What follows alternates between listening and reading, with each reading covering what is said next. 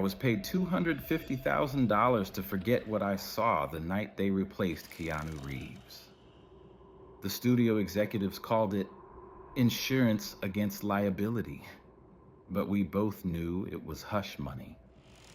For 3 years, I've kept my silence about the ritual I witnessed in that trailer, about how the man who walked out wasn't the same Keanu who walked in. But the whispers won't let me forget. They follow me everywhere now, in his voice, begging for help. And what terrifies me most isn't what they'll do when they discover I've broken my silence. It's that I'm now convinced they're replacing others too. Working as a production assistant on Midnight Horizon was supposed to be my big break in Hollywood. Keanu Reeves was the star, and everyone knew his reputation for kindness. What they didn't know was how it would all change that night. The night I still can't forget no matter how much they paid me. I'd been on set for 3 weeks when things started getting weird. The producers, usually laid back and approachable, began having hushed conversations that would abruptly end whenever anyone walked by.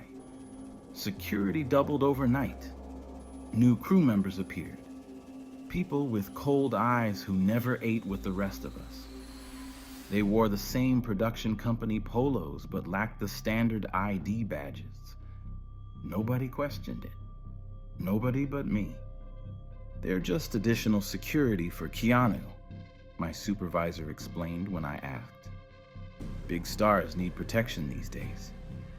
But the explanation felt hollow, especially when I noticed the black SUVs with tinted windows that started parking behind the trailers after midnight. March 15th. I'll never forget that date. It was a Tuesday, and we were shooting late. The director had called for script revisions, and as the lowest PA on the totem pole, I got stuck with delivering them to all the principal actors at 2 a.m. Keanu's trailer was my last stop. As I approached, I noticed the lights inside flickering erratically, casting strange shadows against the drawn blinds. The air felt charged, like the moment before lightning strikes. My skin prickled with goosebumps despite the warm California night. I raised my hand to knock when I heard it. A low, rhythmic chanting coming from inside. Not one voice, but several, speaking in perfect unison in a language I couldn't identify. Something ancient. Something wrong. Against every instinct screaming at me to walk away, I moved to the small gap in the curtains. What I saw turned my blood to ice. 5 figures in dark clothing stood in a circle around Keanu, who sat motionless in a chair at the center. His eyes were open but vacant, staring into nothing. The producers I recognized were among them, but they looked different. Their faces slack, expressions empty. They moved with unnatural synchronicity, placing strange objects around Keanu in a precise pattern. One of them, the head producer, held what looked like an antique mirror in front of Keanu's face, but instead of reflecting his features, the glass surface swirled with what I can only describe as living smoke. It pulsed and writhed like something alive, reaching tendrils toward Keanu's expressionless face. "The vessel is prepared," one of them said, voice distorted in a way that still haunts my nightmares. "The transition begins." The smoke from the mirror began to flow into Keanu through his eyes, nose, and mouth. His body convulsed violently, but no sound escaped him. I watched in horror as his features seemed to blur and shift, like wax melting and reforming. My gasp gave me away. I didn't even realize I'd made a sound until the door flew open and rough hands dragged me inside. The head producer stared at me with eyes that didn't seem entirely human anymore. "This is unfortunate," he said, voice now perfectly normal. "Very unfortunate timing." I stammered apologies, claimed I hadn't seen anything, begged to be let go. The others continued their ritual as if I wasn't even there, while the producer assessed me with calculating coldness.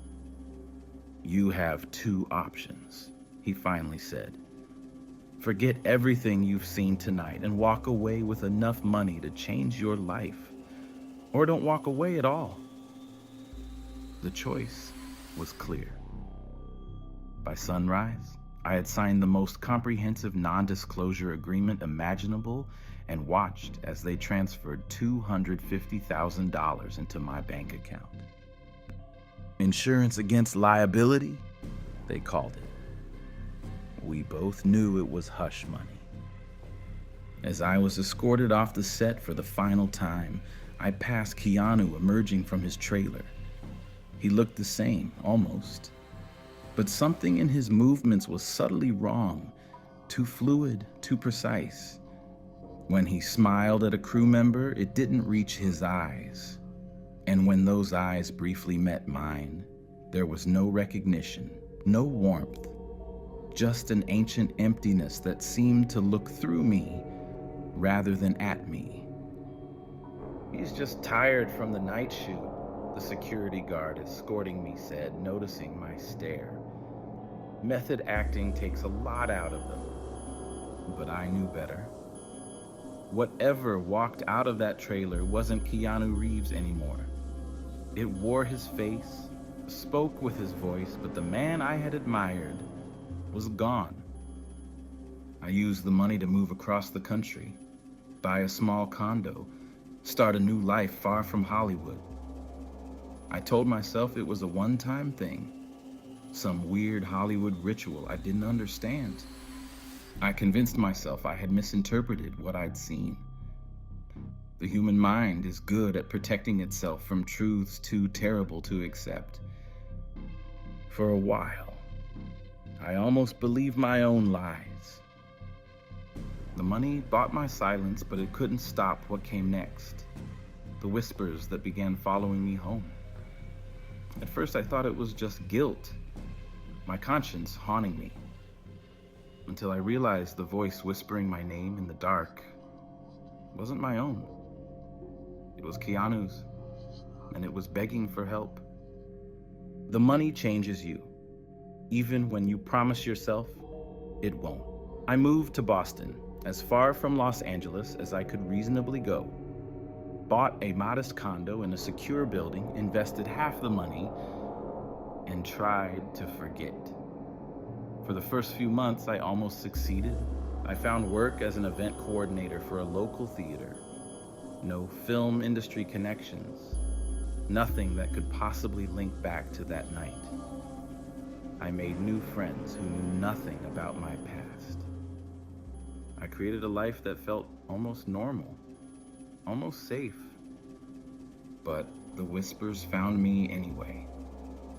It started 3 months after I left LA, just my name at first, so faint I thought it was the wind or neighbors through the walls.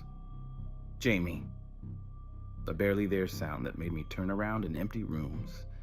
I installed a white noise machine to help me sleep. It didn't help. By month 4, the whispers became clearer. Still my name, but unmistakably in Keanu's voice. Not the voice everyone knows from his films. Something more intimate, more desperate. Jamie, please, help me. I increased my therapy sessions from monthly to weekly, careful to frame it as generalized anxiety. My therapist suggested meditation and journaling. I didn't tell her that writing made it worse, that sometimes I'd look down to find I'd written the same phrase repeatedly. I'm still here. The first time I saw him was in my bathroom mirror. Just a flicker as I was brushing my teeth. Keanu's reflection instead of mine for a split second, his eyes wide with panic. I dropped my toothbrush and ran out of the bathroom. Slept on the couch that night with all the lights on. After that, he appeared in every reflective surface. The black screen of my phone before it turned on, the window of the coffee shop, the chrome elevator doors in my building. Never for more than a moment, but always with the same desperate expression. Sometimes with bruises that hadn't been there before. Sometimes with something dark trickling from his eyes. "They're using my face," the whispers told me one night as I lay rigid in bed, eyes fixed on the ceiling. "They're wearing me like a costume."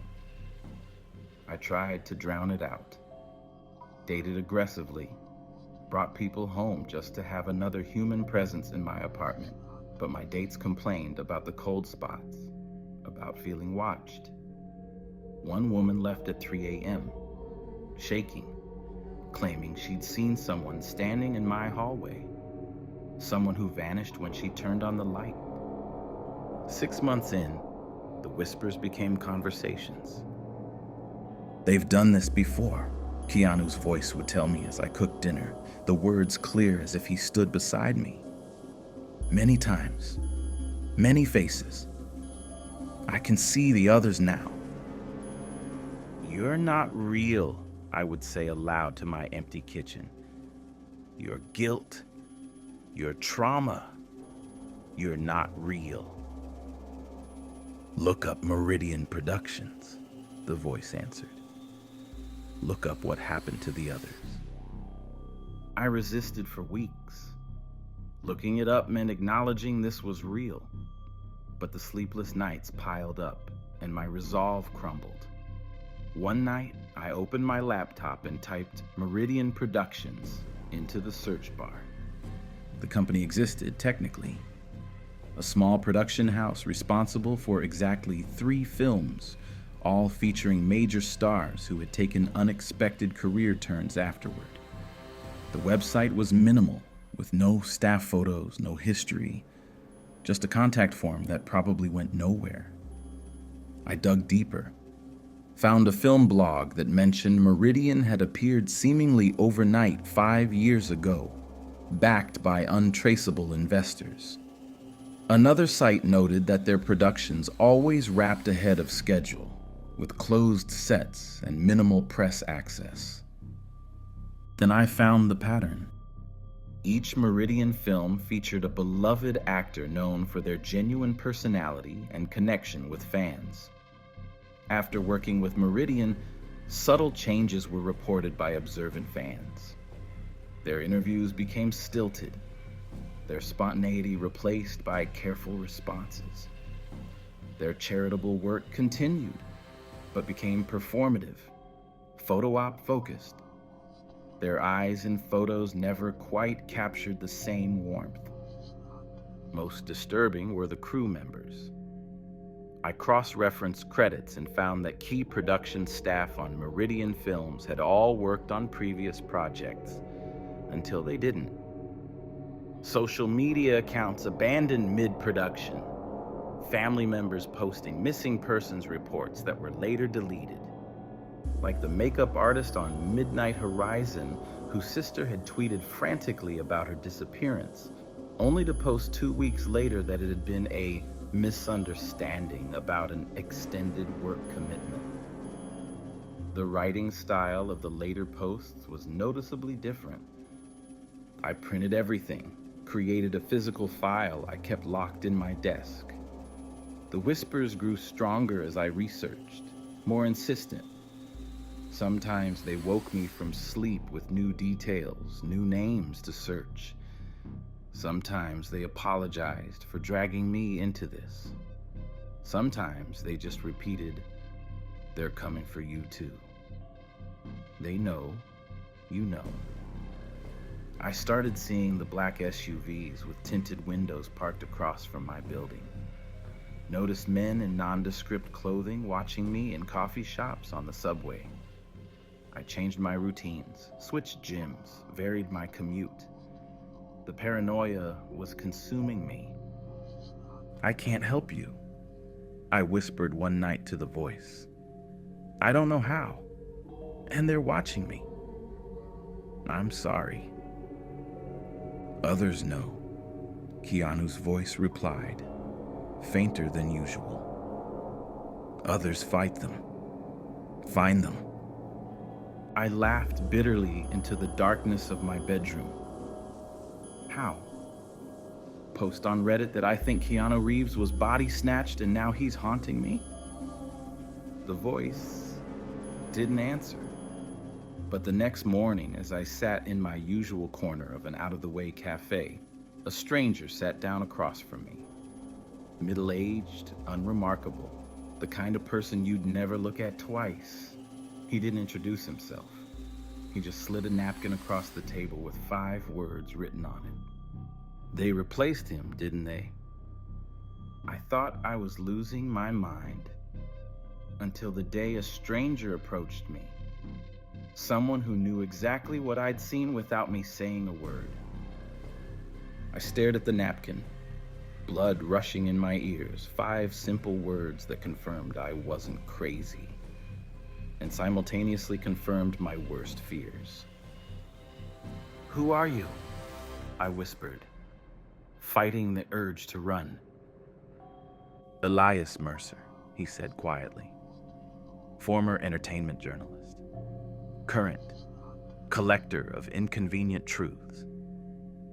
He sipped his coffee with steady hands, but his eyes constantly scanned our surroundings. "And you're Jamie Chen, former PA on Midnight Horizon. You saw something you shouldn't have." My throat constricted. "How did you find you?" "They're not the only ones watching." Elias placed a worn leather notebook on the table. "I've been documenting the replacements for 7 years. Started when I noticed something off about an actress I'd interviewed regularly. Same face, different person behind the eyes." I glanced around the cafe nervously. "We shouldn't talk here. We're safe for exactly 11 minutes. Their surveillance rotation is predictable once you learn the patterns." He opened the notebook. "They're not human, Jamie. Not anymore. They're vessels." The pages were filled with photographs, notes, and timeline diagrams. Celebrities with before and after comparisons. Subtle differences in posture, expression, the light in their eyes. Newspaper clippings about personality changes attributed to sobriety or new spiritual practices. Missing persons reports for crew members. It started in the 1940s, as far as I can tell. Hollywood's golden age, perfect hunting ground for them. Elias flipped through pages with methodical precision. They choose beloved figures. People with influence. People whose behavioral changes will be noticed but explained away. "What are they?" I asked, my coffee forgotten and cold. "I call them the Hollow. Ancient entities that need physical forms to exist in our world." He showed me drawings that resembled the smoke I'd seen entering Keanu. They wear humans like we wear clothes, but the process is imperfect. The original consciousness isn't completely destroyed. My skin crawled as I remembered the whispers. They're still in there, trapped. Fragments, echoes. Elias's expression darkened. The original consciousness becomes a passenger in its own body. Sometimes it can reach out, especially through reflective surfaces or to people who witness the transition. Like you. He turned to a page with familiar faces, the producers and crew from that night. Each had a red X through their photo. "All replace themselves," he explained. "The Hollow operate in cells. Once they secure a high-value vessel like Keanu, they replace everyone who assisted. Clean operation." But why celebrities? Why not politicians or... "Who says they haven't?" Elias countered. "But celebrities have something more valuable than political power. Cultural influence. They shape how people think, what they believe is possible or acceptable, and they have access to other celebrities, to wealthy backers, to adoring fans who trust them implicitly. He checked his watch. 3 minutes left. Here's what you need to know. You're valuable to them because you've made contact with the original consciousness, and dangerous for the same reason. My hands trembled as I took a business card he offered. It had only a phone number. Memorize it, then destroy it, he instructed. Call from public phones only, never your cell. I have a network. Others who've seen, others who've heard the whispers. We're documenting everything, looking for weaknesses. What do they want? What's their end game? Elias closed his notebook. Total infiltration. They've been patient, methodical, but something's changed. They're accelerating their timeline. He stood to leave. Secure your living space. Salt the thresholds, iron at the windows. It won't stop them completely, but it slows them down. Wait, how do I help Keanu? How do I stop the whispers? He paused, expression grim. You don't. The whispers are all that's left of him, and they'll get stronger. The Hollow will realize he's reaching out to you when that happens. He didn't finish the sentence. As promised, exactly 11 minutes after he'd arrived, Elias walked away. I sat frozen, the weight of confirmation crushing me. I wasn't crazy. I wasn't imagining things. I was being haunted by what remained of Keanu Reeves. That night, I followed Elias's instructions, lined my doorways with salt, placed iron nails along my windowsills, covered the mirrors in my apartment. I felt ridiculous, like I was acting out some supernatural thriller script. But the whispers had stopped, and the silence was both a relief and strangely unsettling. The next morning, I left for work, double-checking my new security measures. When I returned that evening, I knew immediately something was wrong. The salt lines were intact. The iron hadn't been moved, but someone had been inside all the same. Nothing obvious was missing or disturbed, but the air felt different. My space had been violated in subtle ways only I would notice.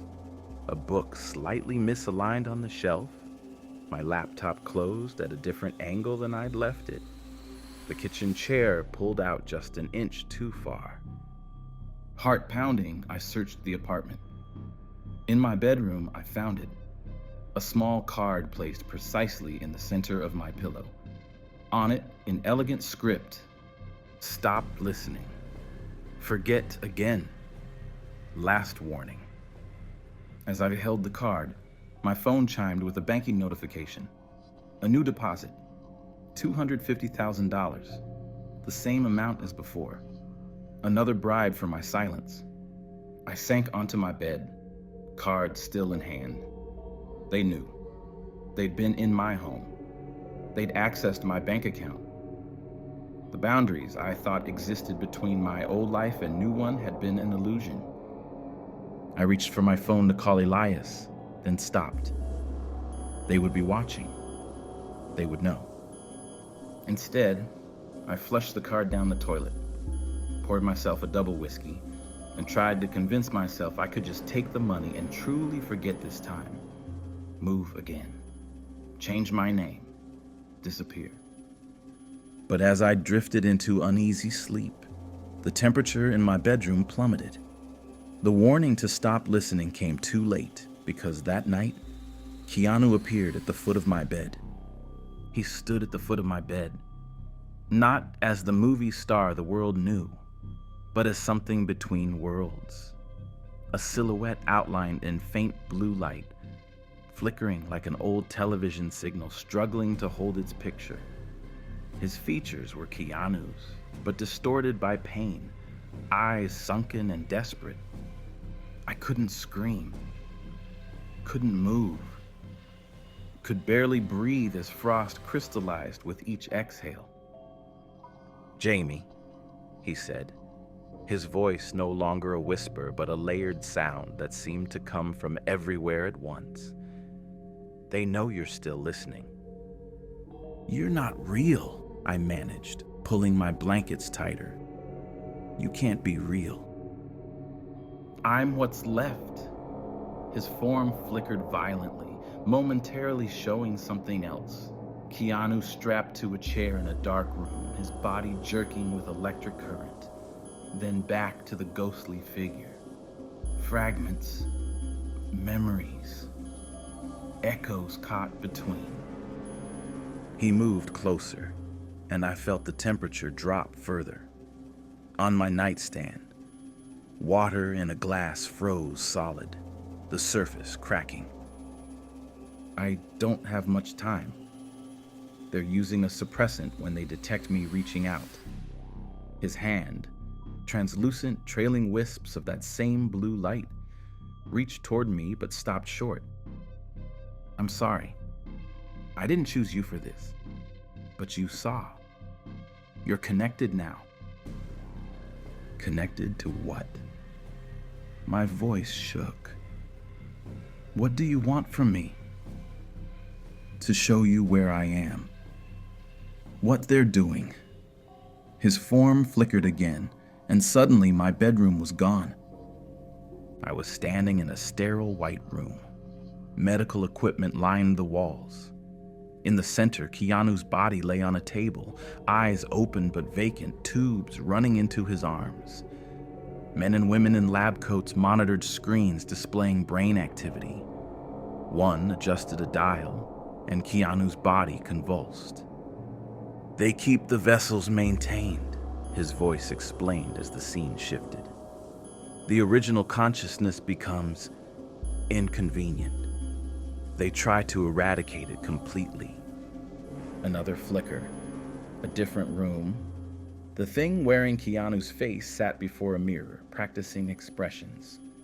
Smile, concern, surprise, each perfect but mechanical.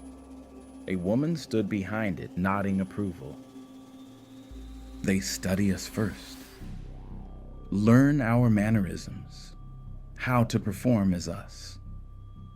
The vision dissolved, and I was back in my freezing bedroom. Keanu's ghost still at the foot of my bed, fainter now. "They're coming for you soon. The money was your last chance." He vanished, leaving me shivering in the sudden darkness. By morning, I'd convinced myself it was just a nightmare until I saw the glass of frozen water still solid despite the warm room. That was just the beginning. The manifestations increased over the next 2 weeks. Keanu would appear in my kitchen as I made coffee, in my bathroom as I showered, beside me on the subway. Always flickering, always in pain, always with more to show me. I saw facilities where dozens of vessels were maintained in medically induced comas, their bodies used only when needed for public appearances.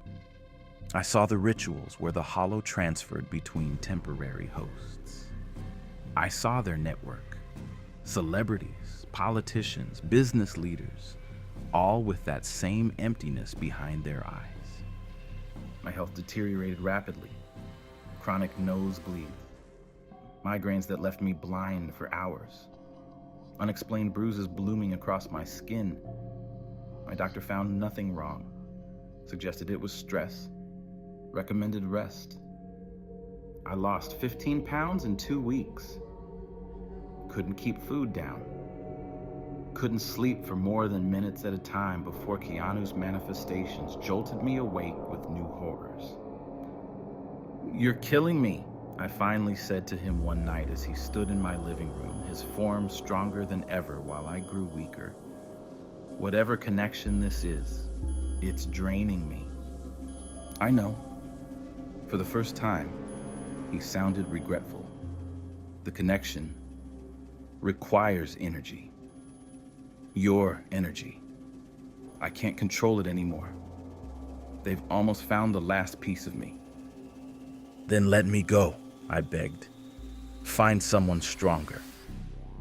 There's another way. He moved closer, and the lights in my apartment flickered. A way to free me, to stop them. How? I asked. Even as part of me screamed not to listen. Their connection to the vessel is strongest during the new moon ritual. That's when they're vulnerable, when they can be forced out. Forced out? How? The original ritual reversed. The words spoken backwards, the symbols redrawn. He gestured, and symbols appeared burning in the air between us. The same ones I'd glimpsed that night in the trailer. But it must be done in the presence of the vessel and the hollow, occupying it. I laughed bitterly. You want me to get close to the thing wearing your face? The thing that's already threatened me twice? That's suicide. They're planning something bigger. The accelerated timeline Elias mentioned. Keanu's ghost looked more solid than ever, while I felt increasingly transparent. They've never replaced so many vessels so quickly. Something is coming. Why me? Why not Elias or his network? Because you witnessed the original transition. You're tethered to it. To me. His form started to fade. They're administering the suppressant again. I don't have much time. I can't do this, I whispered. I'm not strong enough. They're filming in Vancouver next week. Midnight Horizon reshoots. His voice was growing fainter. The ritual will happen the night of the new moon, April 19th. And if I don't go, I asked, then what's left of me dies completely. And they'll come for you anyway. They can't leave witnesses when they're this close to their endgame. As he faded, he pressed something into my hand. A small, cold object that shouldn't have been possible for a ghost to transfer. When I looked down, I held an ancient coin. Symbols matching those from the ritual etched into its surface. Find Elias. Show him this. He'll know what to do. Then he was gone, leaving me alone with an artifact that shouldn't exist and a decision that felt impossible. I had 10 days until April 19th. 10 days to either run as far as I could or to somehow infiltrate a film set guarded by inhuman entities to perform a ritual I barely understood. I called in sick to work the next day, and the next. By the third day, I'd lost my job. By the fifth, I'd booked a ticket to Vancouver. What terrified me most wasn't returning to that set. It was knowing that the thing wearing Keanu's skin would recognize me instantly. Vancouver in April was rainy and gray, fitting weather for what felt like a suicide mission. I'd spent my last days in Boston meeting with Elias, who examined the coin with reverent caution. "This is older than anything I've documented," he'd said, turning it over in gloved hands. "Where did you get this?" "You wouldn't believe me. Try me." When I explained about the manifestations, Elias didn't look surprised, just grim. "The connection is killing you," he observed, noting my gaunt appearance. "Most don't last this long." Most? You're not the first witness they've haunted. He handed me a flash drive. Ritual instructions. Memorize them, then destroy this. And take these. He gave me iron filings in a small pouch and a vial of clear liquid. Protection and a last resort. Now, standing outside the Vancouver film studios with forged credentials Elias had somehow procured, I felt the weight of both items in my pocket. I'd lost another 5 pounds since Boston. The nosebleeds were near constant now. My reflection showed dark circles under my eyes that no concealer could hide. Getting hired had been surprisingly easy, almost suspiciously so. One email to a production contact mentioning I was in Vancouver and available for PA work, and I had a job offer within hours, as if they were expecting me, wanting me closer. Jamie Chen. A production coordinator checked my name off a list. You're on second unit today. Building C. Report to Marcus. I nodded, heart pounding as I walked through security. The studio lot felt both familiar and nightmarish. The same controlled chaos of any film set, but now overlaid with the knowledge of what lurked beneath the surface. Second unit meant no Keanu. Not today. A small mercy. I needed time to orient myself, to find the right opportunity. The new moon was still 3 days away. Marcus turned out to be a harried assistant director who barely looked at me before handing over a walkie-talkie and a stack of call sheets. Distribution only to names highlighted in yellow, he instructed. No exceptions.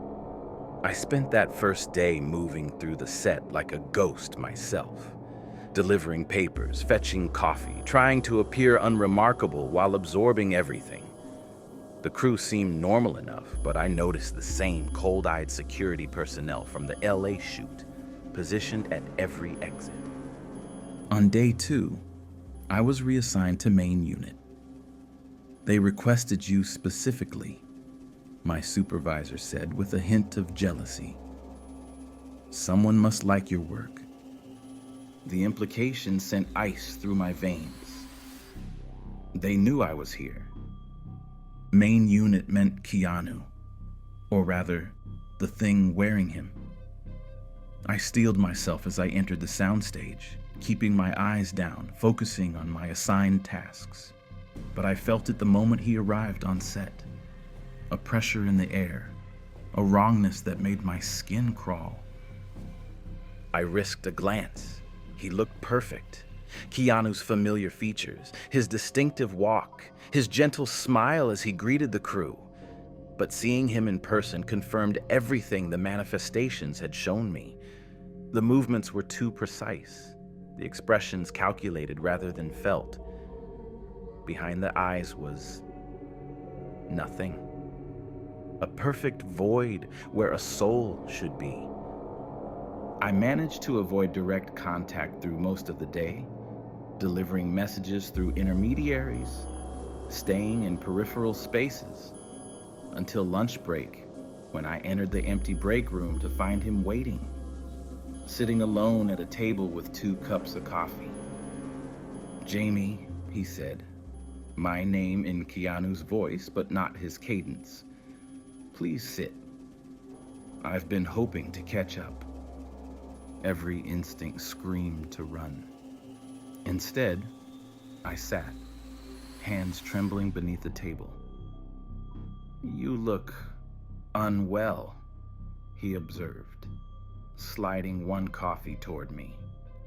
The connection is taking its toll.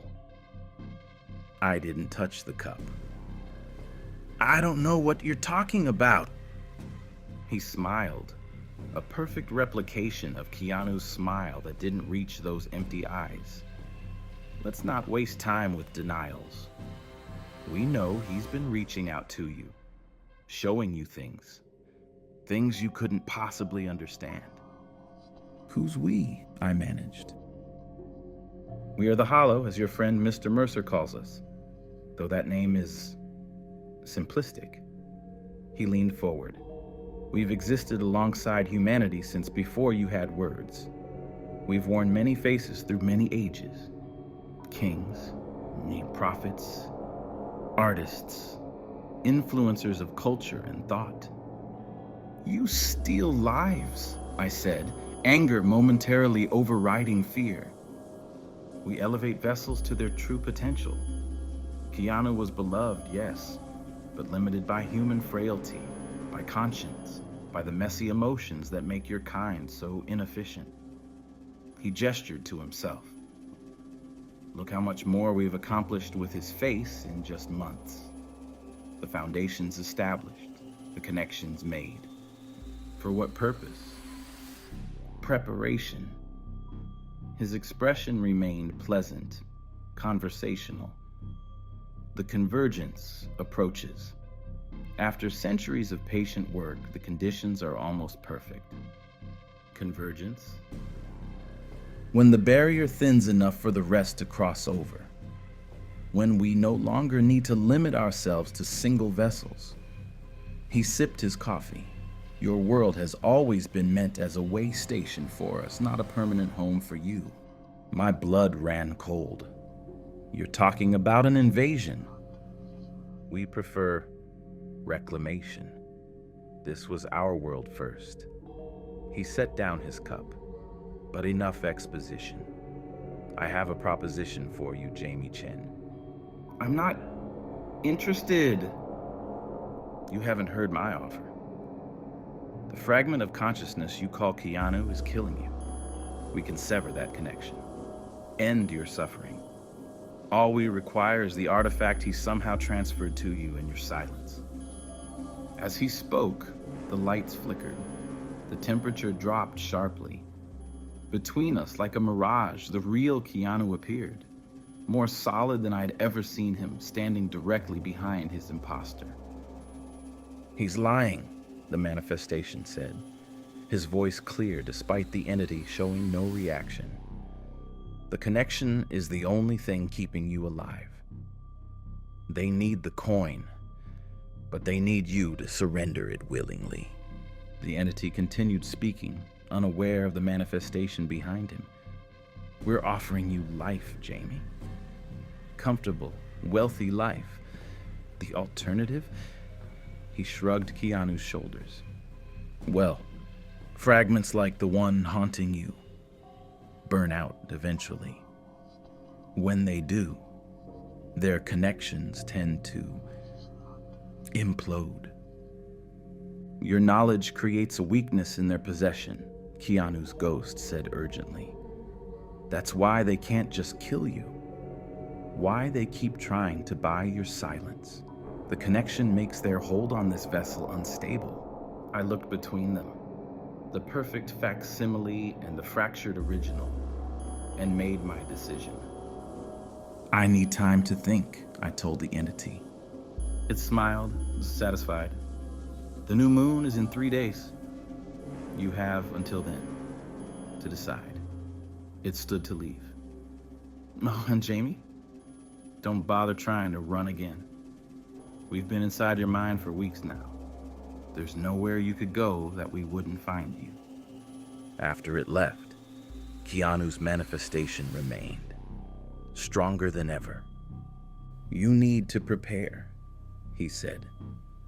The ritual must happen during their ceremony. They'll be expecting something, I replied. They'll be watching me. Yes, but they don't know what you know, what I've shown you. He placed his hand near mine on the table, cold air radiating between us. Their confidence is their weakness.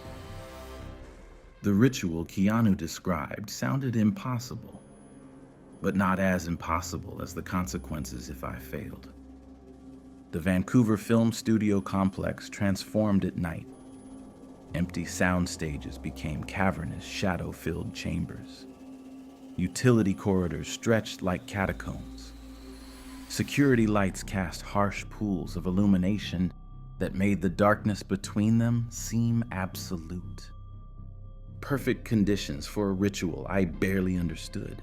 I'd spent the last 2 days in methodical preparation, following both Keanu's manifestations and Elias's detailed instructions.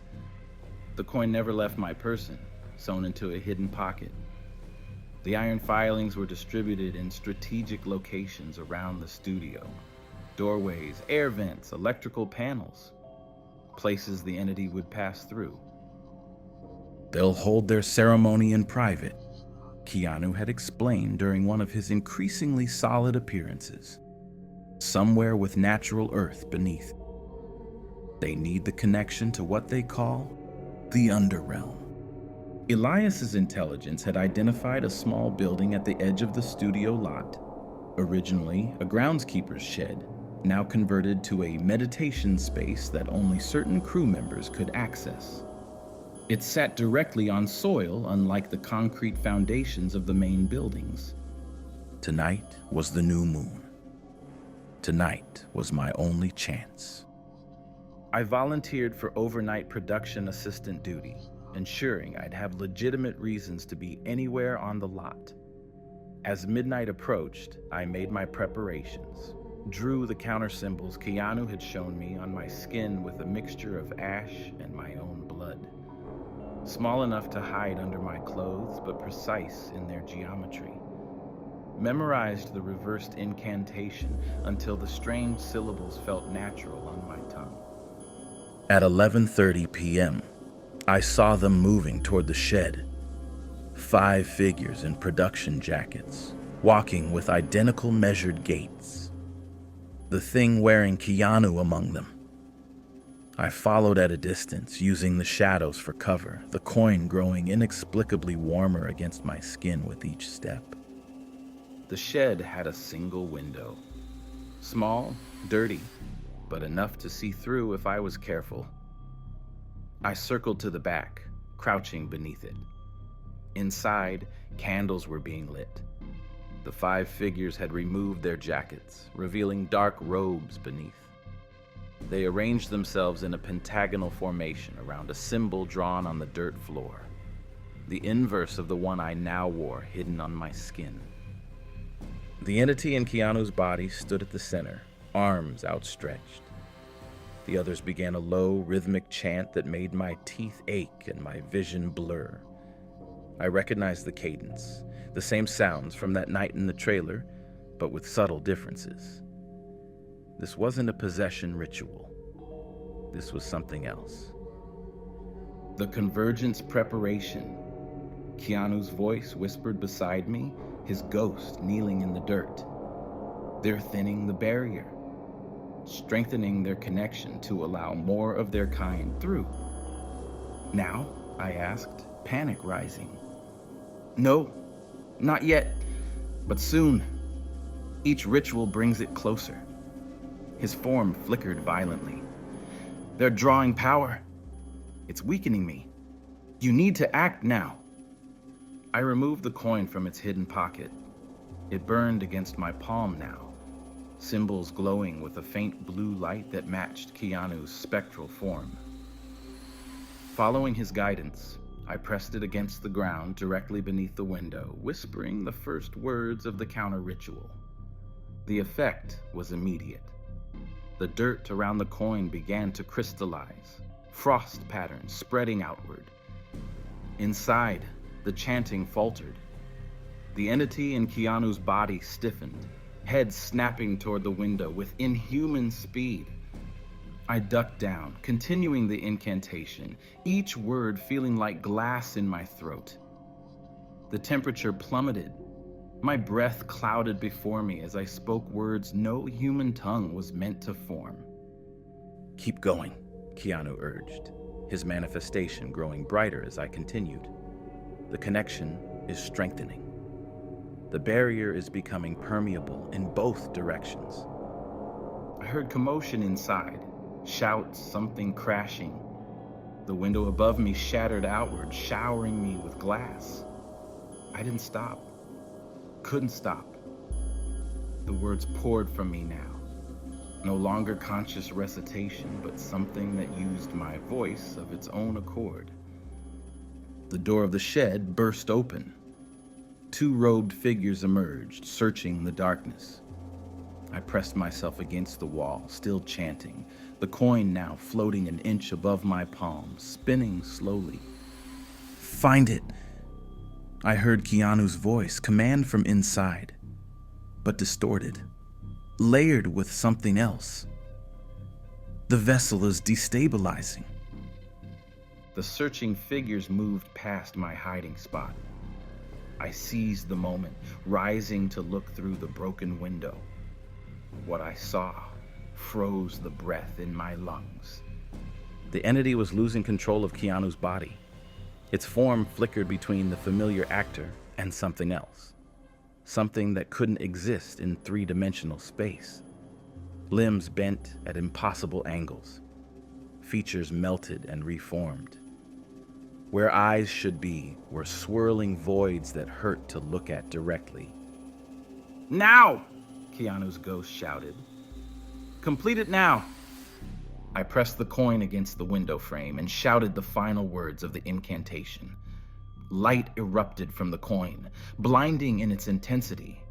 Inside, the entity screamed, a sound that existed simultaneously in multiple frequencies that made blood trickle from my ears.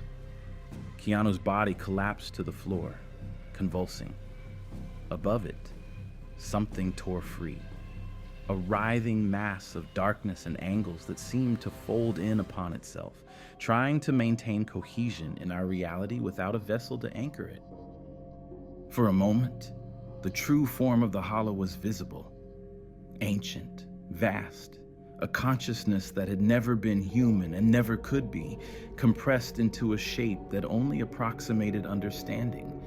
It reached for Keanu's body, desperate to reclaim its vessel.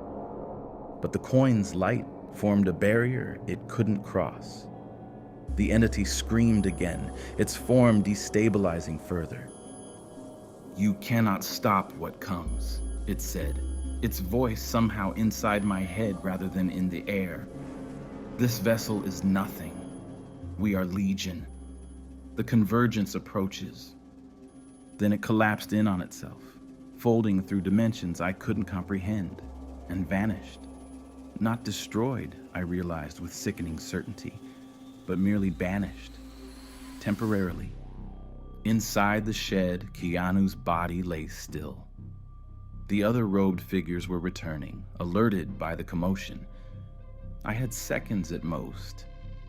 I pocketed the now dormant coin and ran, keeping to the shadows, heart hammering against my ribs. Behind me, I heard shouts, orders being given. Security would be looking for me now. Every exit would be watched. I made it to a maintenance tunnel Elias had identified in the studio blueprints. As I pulled the access door closed behind me, I felt a presence. "Thank you," Keanu's voice said softly. I turned to find his manifestation beside me, more solid than ever, almost physical. "You've freed me from the between. But this isn't over." "Did it work?" I asked, breathless from running. "Is it gone?" "Temporarily banished, but they'll find another vessel, and they'll come for this one again." He looked down at his increasingly substantial form. "And they'll come for you now. What you did tonight. No human has interfered with their ritual in centuries." "What do we do?" "We run. We find Elias and the others, and we prepare for what comes next." His expression was grim. "Because tonight you didn't just save me, you sent a signal to all the others trapped as I was. You've started something that can't be stopped." As we moved through the dark tunnel, alarms began to sound in the distance. I thought I'd won, but what I didn't realize was that I'd just made myself the target of something ancient and infinitely patient. The safe house in northern Montana wasn't much. A remote cabin with spotty electricity and plumbing that worked only when it felt like it. But it had one crucial advantage. It was off the grid, surrounded by miles of wilderness, and unknown to anyone except Elias's most trusted contacts. 2 weeks had passed since Vancouver. 2 weeks of constant movement, never staying in one place more than a night. 2 weeks of looking over my shoulder, jumping at shadows, seeing threats in every stranger's gaze. I sat now, huddled under a blanket despite the spring warmth, watching a small television with poor reception. Keanu's face filled the screen. Not the entity, but the real Keanu, looking gaunt and disoriented as he was escorted from a private medical facility to a waiting car. Has been released after a 2-week stay for what his representatives describe as extreme exhaustion and dehydration, the entertainment reporter explained cheerfully. Sources close to the actor say he has no memory of the incident that led to his hospitalization and will be taking an extended break from filming. They're controlling the narrative, Elias said, entering with 2 mugs of instant coffee. Classic damage control. But he's free, I said, studying Keanu's face for any sign of the emptiness I'd seen before. The ritual worked. For now. Elias handed me a mug. But you need to understand what you've done, Jamie. You didn't destroy the entity. You just forced it out of its vessel temporarily. It's still out there, looking for a new host. And now, it's angry. I sipped the bitter coffee, wincing at both its taste and the persistent headache I'd had since that night. The manifestations have stopped. That's something, right?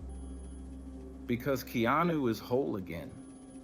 The fragment that was reaching out to you has been reintegrated.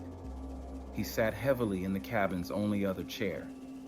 But the Hollow don't forget, and they don't forgive. You interrupted a convergence ritual that was centuries in the planning. Outside, wind howled through the pine trees, a sound too similar to the entity's scream for comfort. I pulled the blanket tighter.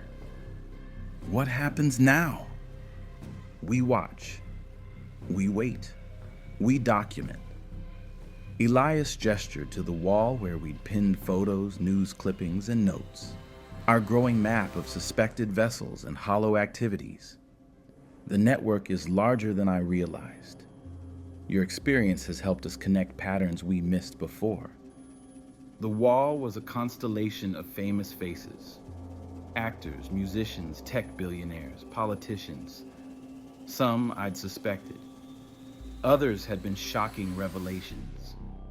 All with that same emptiness behind their eyes once you knew what to look for. They're everywhere, I whispered. Not yet, but they're working toward it. Elias tapped a recent newspaper headline about synchronized policy announcements from world leaders. The convergence they mentioned isn't just a ritual, it's their endgame. Mass possession on a scale we can barely comprehend. I stood, moving to the window to scan the tree line for the 100th time that day. How do we stop it? I don't know if we can, but we can document it. Create a record. Warn others. He paused. Which brings me to this. He handed me a small package. Inside was a voice recorder and a sealed envelope. If something happens to me, to us, this needs to reach the right people. I've included instructions, contacts, people who might believe, who might help. You think they'll find us? It wasn't a question, and Elias didn't treat it as one. They're hunting you specifically now. What you did, it created a ripple. Others like Keanu, fragments trapped inside vessels, they felt it. They're reaching out to their own witnesses. More people are starting to see. That night, I couldn't sleep. Every creak of the cabin, every whisper of wind sounded like approaching danger. I stared at the voice recorder Elias had given me, turning it over in my hands. Finally, I pressed record.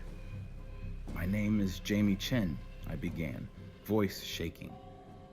What I'm about to tell you will sound impossible, but I swear it's true. There are entities called the Hollow walking among us wearing human faces. I spoke for hours, emptying every detail, every observation, every horror I'd witnessed. As dawn approached, I sealed the recording as Elias had instructed, ready for the dead drop we'd arranged. That's when I heard it. A sound that wasn't the wind, wasn't the house settling. A deliberate scratching at the front door. Not animal claws. Something else. Something with purpose. Elias was instantly awake, finger to his lips. The scratching continued, moving methodically around the cabin's perimeter, testing each entry point. Not human movement. Too fluid, too patient. They had found us.